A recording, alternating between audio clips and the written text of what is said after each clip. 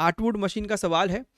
तो Atwood machine में एक बात ध्यान रखो, एटवुड मशीन में एक बात ध्यान रखो कि अगर आपके पास इस प्रकार का पुल्ली है ना, आइडियल पुल्ली यानी मासलेस फ्रिक्शनलेस, और आपके पास एक तरफ एक मास लटका हुआ है, दूसरी तरफ दूसरा मास लटका हुआ है, this is your M1, this is your M2, and सवाल में तो हालांकि हमको बोल रखा है कि M2 जो है वो M1 से भारी है।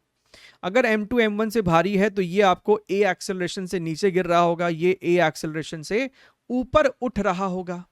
तो सर ये जो अपने को A एक्सेलरेशन आता है, आप जब फोर्स का इक्वेशन बनाते हो तो ये अल्टीमेटली आपको इतना निकल के आएगा।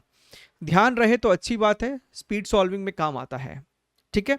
बाकी नहीं ध्यान है तो कोई दिक्कत नहीं है, आप टेंशन का इक्वेशन लिखो, दोनों इक्वेशन को ऐड करना, आपको ये आ जाएगा। हमसे कह रहा है कि भैया आपका जो एक्सेलरेशन है ना वो g/√2 है, this a is nothing but g/√2। तो भैया हमसे यहाँ पे M1 और M2 का रेशियो पूछ रहा है, तो भैया खेला ही खत्म हो गया ना। हम तो कह रहे हैं क्रॉस मल्टीप्लाई कर दो, अगर ऐसी बात है तो क्रॉस मल्टीप्लाई कर दो, √2 M1 is equal to M1 plus M2।